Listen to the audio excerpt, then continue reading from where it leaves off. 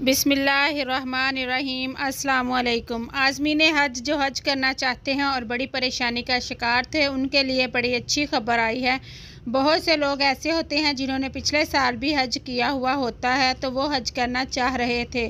कुछ लोग जो हज बदल करना चाह रहे होते हैं, उन्होंने पहले तो हज किया हुआ होता है मगर किसी और की जगह हज करना चाह रहे होते हैं, लेकिन हुकूमत इन्हें इजाज़त नहीं देती जाने की। पिछले हज को जब तक 5 साल ना हो जाएं, आप अगला हज नहीं कर सकते। इस हवाले से बड़ा ऐलान किया है। इससे पहले अगर आप मेरे चैनल पर नए हैं तो मेरे चैनल को सब्सक्राइब कर लें और वीडियो को लाइक ज़रूर किया करें।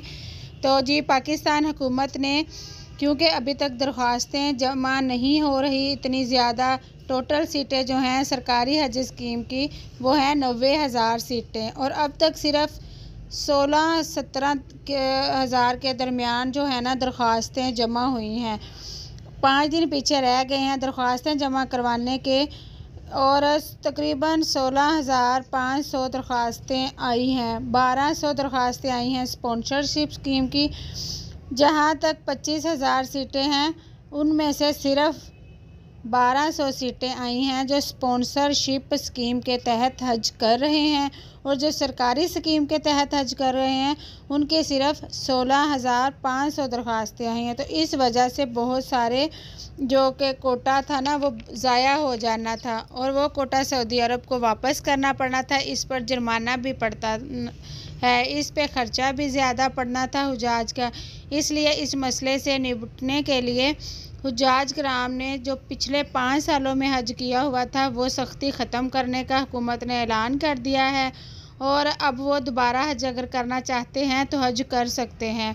ये एक बहुत बड़ा मसला था। बहुत से लोग ऐसे थे जिन्होंने पहले हज किया हुआ था, वो दोबारा हज स्कीम की तरफ से, जो सरकारी हज स्कीम है उसके तहत हज करना चाहते थे।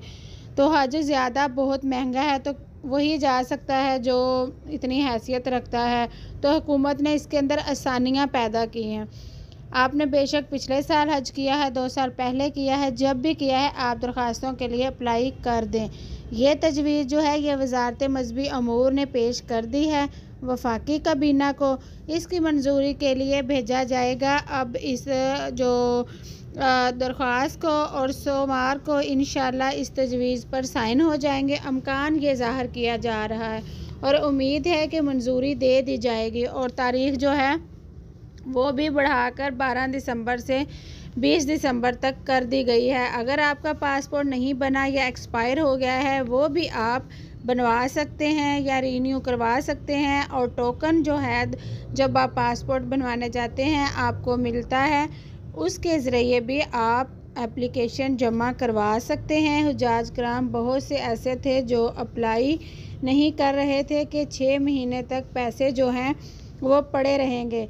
हज अभी जाके होना है 6 महीने बाद, और सारी रकम अभी जमा करवानी है। तो इस वजह से भी लोग अप्लाई नहीं कर रहे थे कि 6 महीने बाद हज होना है और अभी से इतनी रकम जो है ना बॉन्ड करवा दें। तो इसमें भी रिलैक्सेशन देने का फ़ैसला किया है। अब ऐसा होगा जिस तरह पिछले साल किया था कि आप बैंक में आएँ, अपनी दरख्वास्त जमा करवाएँ, और साथ इसके जो टोकन के पैसे हैं 5 से 10 हज़ार का जो टोकन बनेगा, इसके पैसे देने हैं। पूरी अमाउंट जो है वो 5, 10, 20 जितने में वो टोकन रखा होगा पैसे जमा कराने हैं। तो फिर आपका हज के लिए हो जाएगा अप्लाई।